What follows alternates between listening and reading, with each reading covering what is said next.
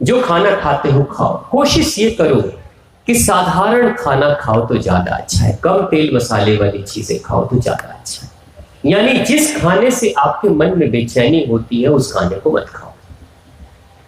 जिस खाने से खाने के अंत में आपको दुख होता है उस खाने को मत खाओ। जैसे मांसाहारी भोजन, पता है क्यों? मांसाहारी भोजन चाहे कितना भी स्वादिष्ट क्यों न लगे, लेकिन वो लाश है, वो मृत्यु है, और मरी हुई लाश को आप खा रहे हो। जानवरों में और इंसानों में बहुत गहरा भेद है। मनुष्य भी मांसाहारी भोजन करता है, और एक पशु भी, शेर भी, चीता भी, कुत्ता भी मांसाहारी भोजन करता है, लेकिन उनके शरीर पे ज्यादा तकलीफ नहीं होती, हमारे शरीर पे ज्यादा तकलीफ हो जाती है मांसाहारी भोजन के करने से। फर्क है। जब जानवर किसी मांस को खाता है तो मांस के साथ जो जीवनी शक्ति है वो भी उसके साथ वो खाता है। जैसे शेर अगर किसी जानवर को मारकर खा रहा है तो उसके उस मांस के अंदर उस जीव की जो जीवनी शक्ति है वो भी साथ में रहती है, जिसके कारण से उसकी भी शक्ति बढ़ती है। लेकिन जब मनुष्य किसी मांस को खाता है तो बहुत पहले वो मर चुका है जानवर, और जैसे जैसे जानवर मरता है जितनी देरी होती है उतना ही उसका शरीर सड़ने लगता है। जैसे कोई इंसान अगर किसी की मृत्यु हो गई तो जब मृत्यु हुई उस समय शरीर की हालत कुछ और रहेगी, 1 घंटे के बाद शरीर की हालत और रहेगी, 1 दिन के बाद शरीर की हालत और रहेगी, 2 दिन के बाद शरीर की हालत और रहेगी। यानी कि मृत्यु के होने के बाद जितना ही समय बीतता है उतना ही शरीर में सड़न आना शुरू हो जाता है। यह मांस की प्रकृति है। अब जो मांस आप खा रहे हो उसको तो बहुत पहले मारा गया है, उसके ऊपर बहुत मक्खियां भिन भिन आ रही है, वो बहुत पुराना हो चुका है, वो ज्यादा सड़ चुका है। अब सड़न वाली मांस को जब खाओगे तो वो आपके अंदर भी जाकर सड़ाएगा।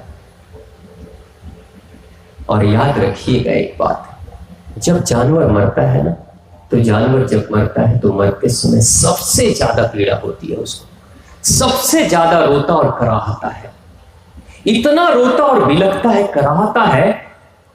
और डर के कारण से आपने देखना कभी ध्यान से, अगर कोई कुत्ता भी हो, कोई बिल्ली भी हो, कोई पालतू जानवर भी हो, जब उसको आप छड़ी से मारोगे तो क्या करता है? वो दुबक जाता है, सिमटता है, समेट लेता है अपने आप को अंदर, डर से वो सिमटता है।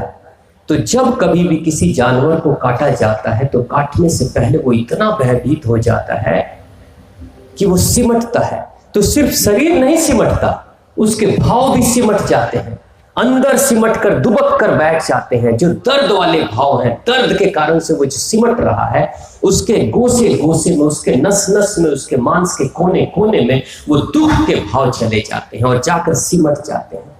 और उसी सिमटन के साथ में, उसी खिंचाव के साथ में वो मरता है। जब वो मरता है तो उसके साथ वो दुख के भाव भी, पीड़ा के भाव, रोने के, बिलखने के भाव भी उसके मांस के गोसे गोसे में चले जाते हैं। और जो कोई भी खाता है वो सिर्फ मांस नहीं खाता है, वो दुख के भाव को भी साथ में खाता है। इसलिए भगवान बुद्ध ने कहा था कि फल भी अच्छा, सबसे अच्छा फल वो होता है जो अपने से पेड़ ने छोड़ दिया हो। जब तक फल खुद से टूट कर गिर न जाए तब तक वो फल अच्छा नहीं है, ऐसा भगवान बुद्ध कहते थे। अगर तुमने तोड़ लिया, वो कहते हैं कि अगर आपने तोड़ लिया तो इसका मतलब है कि जो फल रूपी मां थी वो अपने बच्चे रूपी फल को छोड़ना नहीं चाहती थी, आपने छीन लिया है। तो बच्चा जो है ना अपनी मां से दुखी होकर दुखी हो जाएगा और दुख भर जाएगा उस फल के अंदर। और जो दुख भरेगा उस फल को कोई खाएगा तो वो भी कुछ हद तक दुखी हो जाएगा। लेकिन जिस फल को वृक्ष ने छोड़ दिया है, जैसे आम पक गया, बेल पक गया और पकने के बाद गिर गया अपने से, यानी जो माता है वृक्ष, उसने छोड़ दिया है, उस फल को जो खाएगा उसके जीवन में तृप्ति आ जाएगी, क्योंकि दुख नहीं है, त्याग है। वहां पे वृक्ष ने त्याग दिया, तब आप स्वीकार करो तो उसके जीवन में तृप्ति आ जाएगी। तो यहां पे क्या एक जानवर जो मर रहा है, क्या वो त्याग रहा है? क्या वो मरने के लिए तैयार है? हम तो उसकी जिंदगी को छीन रहे हैं ना। क्यों छीन रहे हैं? सिर्फ 5 मिनट की खुशी के लिए। आप अगर कुछ खाते हो तो इस जुबान के अंदर मछली है कि मुर्गा है कि अंडा है कि मीट है, क्या है, वो कितनी देर पता चलता है? 5 मिनट से ज्यादा पता चलता है क्या? जैसे ही वो गले से नीचे उतरता है उसके बाद उसका स्वाद कैसा है आपको पता है?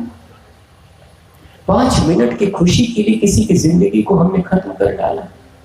उसका दुख कहां जाएगा? उसकी तरंगे कहां जाएंगी? वो सब आएंगे उसी के पास जिसने खाया है। अब उसके जीवन में खुशी आएगी। भगवान क्या कहते हैं? तुम दुख बुला रहे हो अपने पास तो तुम्हारे जीवन में दुख आना ही आना है।